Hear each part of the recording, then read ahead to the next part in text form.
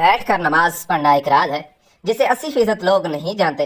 نبی کریم صلی اللہ علیہ وآلہ وسلم نے فرمایا جو شخص بیٹھ کر نماز پڑھتا ہے اللہ تعالیٰ اس کے گھر میں یہ 3 چیزیں نازل فرماتا ہے۔ پہلی چیز کہ اس کے گھر میں غربت۔ ناظرین، کیا بیٹھ کر نماز پڑھنے سے گھر میں غربت آتی ہے؟ نبی کریم صلی اللہ علیہ وآلہ وسلم نے فرمایا جو بوڑھے حضرات یا نوجوان بیٹھ کر نماز پڑھتے ہیں ان کے گھر اللہ تعالیٰ یہ 3 چیزیں نازل فرماتا ہے۔ پیارے دوستو، نماز دین کا، اسلام کا سب سے اہم رکن ہے جو بندے کو براہ راست اللہ تعالیٰ سے جوڑتی ہے، لیکن بعض اوقات انسان بیماری، کمزوری یا کسی عذر کی وجہ سے کھڑے ہو کر نماز ادا کرنے سے قاصر ہوتا ہے۔ ایسے میں سوال پیدا ہوتا ہے کہ بیٹھ کر نماز پڑھنے کا کیا حکم ہے؟ کیا یہ جائز ہے؟ کیا اس سے نماز کی فضیلت میں کمی آتی ہے یا بیٹھ کر نماز پڑھنے سے وہی ثواب ملے گا جو کھڑے ہو کر پڑھنے میں ہے؟ کچھ لوگ یہ سمجھتے ہیں کہ بیٹھ کر نماز پڑھنا صرف بیماروں کے لیے ہے، جبکہ کچھ لوگ بغیر کسی شرعی عذر کے بھی بیٹھ کر نماز ادا کرتے ہیں۔ ایسے میں یہ جاننا ضروری ہے کہ شریعت میں نبی کریم صلی اللہ علیہ وآلہ وسلم نے اس بارے میں کیا حکم فرمایا، صحابہ کرام اور فقہا کا کیا موقف ہے، اور کس حالت میں بیٹھ کر نماز پڑھنا جائز ہے اور کب ناجائز ہو جاتا ہے۔ اس ویڈیو میں ہم قرآن و حدیث کی روشنی میں ان تمام سوالات کے جوابات تفصیل سے سمجھیں گے تاکہ کوئی بھی غلط فہمی باقی نہ رہے اور ہم اپنی نماز کو شریعت کے مطابق درست ادا کر سکیں گے۔ آپ کو بھی بیٹھ کر نماز پڑھنے کے مسائل سے متعلق مکمل رہنمائی چاہیے اور یہ جاننا چاہیے کہ کن صورتوں کی میں بیٹھ کر نماز پڑھنا افضل اور کن حالات میں کھڑے ہو کر ہی پڑھی لازمی ہے۔ تو اس ویڈیو کو مکمل دیکھیے تاکہ آپ کی عبادت شریعت کے مطابق اور آپ اس بارے میں مکمل آگاہی حاصل کر سکیں۔ ناظرین، ہم ایک ایسے دور میں جی رہے ہیں جہاں دین کی ظاہری عبادات کو تو ہم جانتے ہیں لیکن ان کے باطنی اسرار اور روحانی اثرات سے غافل ہو چکے ہیں۔ نماز جو کہ مومن کی میراج ہے صرف کھڑے ہو کر ہی نہیں پڑھی جاتی بلکہ شریعت نے اس عظیم عبادت کو ہر حال میں ادا کرنے کی سہولت دی ہے، چاہے انسان کھڑا ہوا ہے، بیٹھا ہوا ہے، لیٹا ہوا ہے یا اشارے سے ادا کرے۔ لیکن کیا آپ جاننا چاہتے ہیں کہ بیٹھ کر نماز پڑھنے میں ایک ایسا راز چھپا ہے جسے 80% لوگ مسلمان لا علم ہے؟ یہ کوئی عام بات نہیں کہ نبی کریم صلی اللہ علیہ وآلہ وسلم نے خود اس طریقہ عبادت کو اختیار کیا اور اسے امت کے لیے بھی آسان بنا کر پیش کیا۔ آپ صلی اللہ علیہ وآلہ وسلم کا یہ فرمان ہمیں حیران کر دیتا ہے کہ جو شخص بیٹھ کر نماز پڑھتا ہے اللہ تعالیٰ اس کے گھر میں 3 چیزیں نازل فرماتا ہے۔ سوچیں، یہ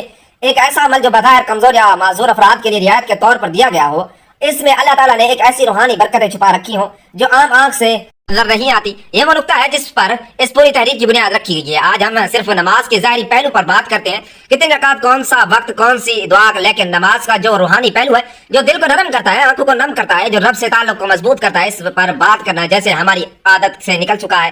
بیٹھ کر نماز پڑھنا اسی روحانیت کی ایک چھپی ہوئی کنجی ہے۔ آج کے اس دور میں جہاں جسمانی کمزوری، بڑھاپا، بیماری یا دنیاوی مصروفیات کی وجہ سے بہت سے لوگ مکمل قیام کے ساتھ نماز ادا نہیں کر پاتے، ان کے لیے شریعت کی طرف سے یہ سہولت ایک رحمت ہے، مگر بہت کم لوگ جانتے ہیں کہ یہ سہولت صرف معذوروں کے لیے نہیں بلکہ اس کے پیچھے ایک خاص ربانی راز چھپا ہے۔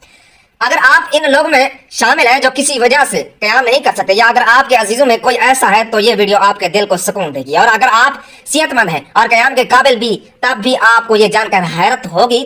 تو بیٹھ کر نماز پڑھنے والوں کے لیے اللہ تعالیٰ کی رحمت اس طرح خصوصی انداز میں ظاہر ہوتی ہے کہ ناظرین، ہماری آج کی ویڈیو صرف معلومات کا خزانہ نہیں بلکہ دلوں کو جھنجھوڑنے، آنکھوں کو نم کرنے اور دل میں محبت الہی جگانے والا ایک تحفہ ہے۔ آئیں اس راز سے پردہ اٹھاتے ہیں اور بیٹھ کر نماز پڑھنے کی روحانی پہلو کو سمجھتے ہیں تاکہ ہم اس عمل کی عظمت کو پہچان سکیں، اس سے محبت کریں اور اسے اپنائیں۔ اگر ضرورت ہو یا نہ ہو، اسلام ایک ایسا دین ہے جو ہر انسان کی حالت، ضرورت اور مجبوری کو مد نظر رکھتا ہے۔ یہی وجہ ہے کہ عبادات میں نہ صرف روحانیت بلکہ سہولت کا پہلو بھی شامل کیا گیا ہے۔ نماز جیسی عظیم عبادات میں اللہ تعالیٰ نے اپنے بندوں کو مختلف حالات میں ادا کرنے کی اجازت دی ہے، کھڑے ہو کر، بیٹھ کر، لیٹ کر اور حتیٰ کہ اشارے سے بھی۔ مگر جب بات بیٹھ کر نماز پڑھنے کی آتی ہے تو اکثر لوگ اسے صرف معذور یا ضعیف افراد کی ضرورت سمجھتے ہیں، حالانکہ حقیقت اس سے کہیں زیادہ گہری ہے۔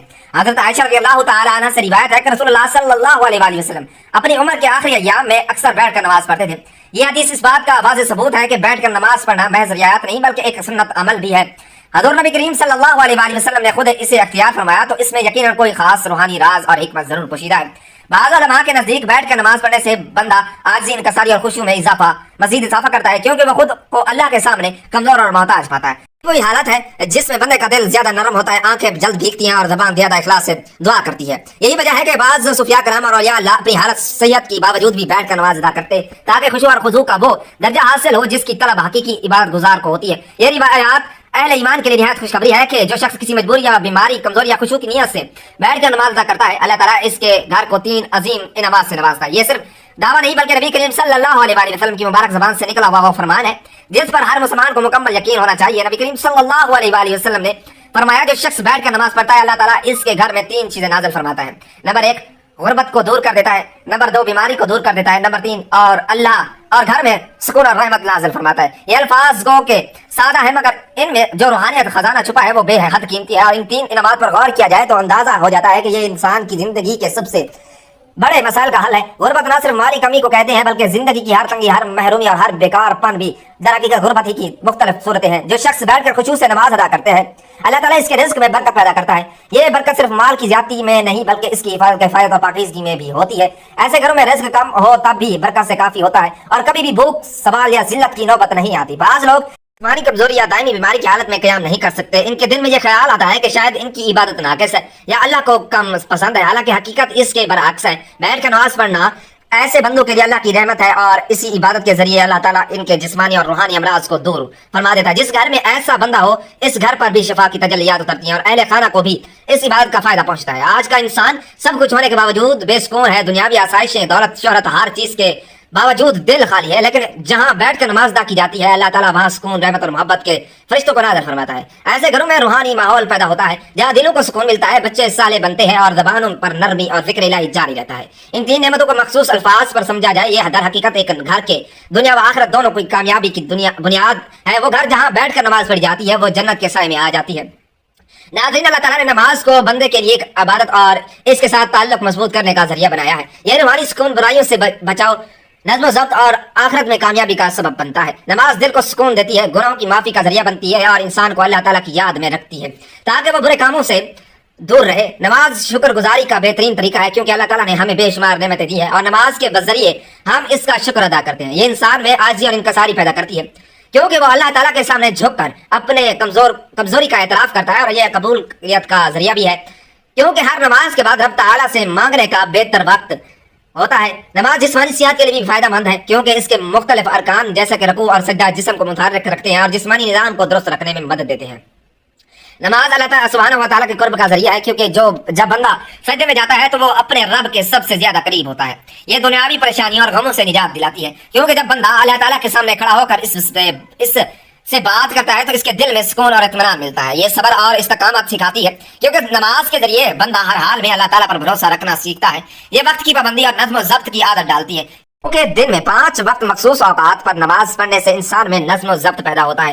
نماز اللہ کی رحمت اور برکتوں کو کھینچ لاتی ہے کیونکہ جو شخص نماز پڑھتا ہے اس پر اللہ تعالیٰ کی خاص رحمت اور حفاظت ہوتی ہے۔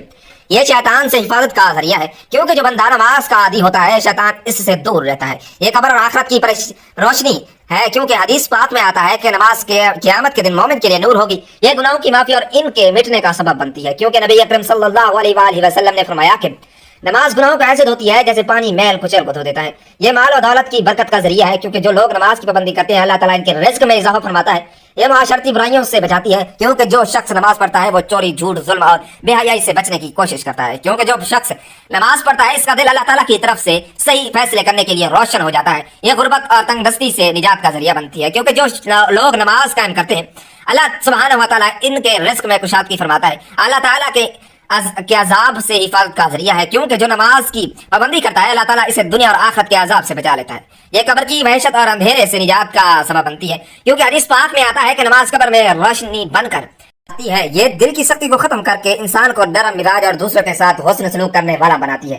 یہ تمام انبیاء علیہ السلام کی سنت اور تعلیمات کا خلاصہ ہے کیونکہ ہر نبی نے اپنی امت کو نماز کی تاکید کی ہے۔ یہ اللہ تعالیٰ کے ساتھ محبت کو بڑھاتی ہے کیونکہ جو شخص نماز میں اللہ تعالیٰ سے راز و نیاز کرتا ہے اس کا دل اللہ تعالیٰ کی محبت سے بھر جاتا ہے۔ یہ دنیا میں کامیابی اور آخرت میں جنت کے حصول کا بہترین ذریعہ ہے کیونکہ اللہ تعالیٰ نے جنت کا ان لوگوں کے لیے وعدہ کیا ہے جو نماز کی پابند ہے۔ جو نماز ایمان کی پہچان ہے کیونکہ جو شخص اللہ تعالیٰ کے سامنے جھکتا ہے وہی سچا مومن ہوتا ہے۔ یہ جہنم کی آگ سے ڈھال ہے کیونکہ جو نماز قائم کرتا ہے اللہ تعالیٰ اسے عذاب سے محفوظ رکھتا ہے۔ یہ زندگی کا نظم و ضبط ہے کیونکہ 5 وقت نماز پڑھنے والا کبھی وقت ضائع نہیں کرتا کیونکہ سب سے پہلے نماز کا حساب ہوگا اور جو اس میں کامیاب ہوگا اس کے لیے آگے سب کچھ آسان ہو جائے گا۔ یہ شیطان کا توڑ ہے کیونکہ جو نماز پڑھتا ہے شیطان اس سے دور بھاگتا ہے۔ یہ بندے اور رب العزت کے درمیان سب سے مضبوط رشتہ ہے کیونکہ جب کوئی نماز میں کھڑا ہوتا ہے وہ براہ راست اللہ تعالیٰ سے باتیں کر رہا ہوتا ہے۔ آپ صلی اللہ علیہ وآلہ وسلم نے فرمایا قیامت کے دن سب سے پہلے نماز کا حساب لیا جائے گا۔ اگر نماز درست ہوئی تو باقی اعمال بھی درست ہوں گے، اگر نماز خراب ہوئی تو باقی اعمال بھی خراب ہوں گے۔ آپ صلی اللہ علیہ وآلہ وسلم نے فرمایا نماز جنت کی کنجی ہے۔ آپ صلی اللہ علیہ وآلہ وسلم نے فرمایا تمہارا کیا خیال ہے کہ اگر تمہارے دروازے پر نہر ہو اور تم اس میں روزانہ 5 مرتبہ غسل کرو تو کیا تمہارے جسم پر کوئی میل باقی رہے گی؟ صحابہ کرام نے عرض کیا बिल्कुल नहीं। तो आप सल्लल्लाहु अलैहि वसल्लम ने फरमाया यही हाल 5 वक्त की नमाज का है, अल्लाह ताला इनके जरिए गुनाहों को मिटा देता है जैसे पानी मैल को बहा देता है।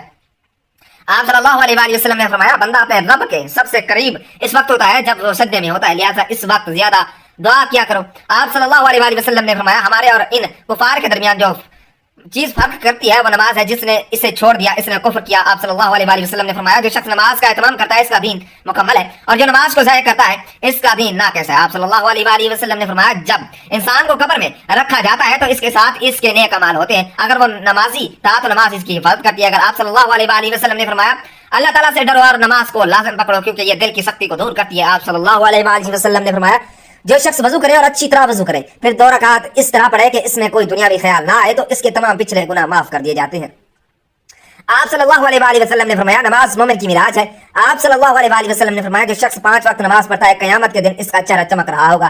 बैठ कर नमाज पढ़ना जायज़ है लेकिन इसकी इजाजत मखसूस हालात में है। अगर कोई शख्स बीमारी, बुढ़ापे, कमजोरी या किसी ऐसी जिस्मानी तकलीफ में मुब्तला है जिसकी वजह से खड़े होकर नमाज पढ़ना मुश्किल हो तो वो बैठ कर नमाज अदा कर सकता है। अगर खड़े होने की बिल्कुल ताकत ना हो तो मुकम्मल बैठ कर नमाज पढ़नी जायज़ है। अगर कुछ देर खड़े होने की ताकत हो तो जहाँ तक मुमकिन हो खड़े होकर नमाज पढ़नी चाहिए और बाकी हिस्से में बैठ जाना चाहिए। नफली नमाज बैठ कर पढ़ना जायज़ है चाहे सेहतमंद हो, लेकिन खड़े होकर पढ़ने की निस्बत सवाब आधा होगा। अगर खड़े होने में शदीद तकलीफ हो तो बैठ कर नमाज पढ़ना जायज़ है। अगर मुमकिन हो तो जमीन पर आलती पालती मार कर बैठा और रकू सजदे आम तरीके से करें। अगर सजदा करने में दुश्वारी हो तो रकू और सजदे के लिए इशारा करें। सजदा रकू से ज्यादा झुक कर करें।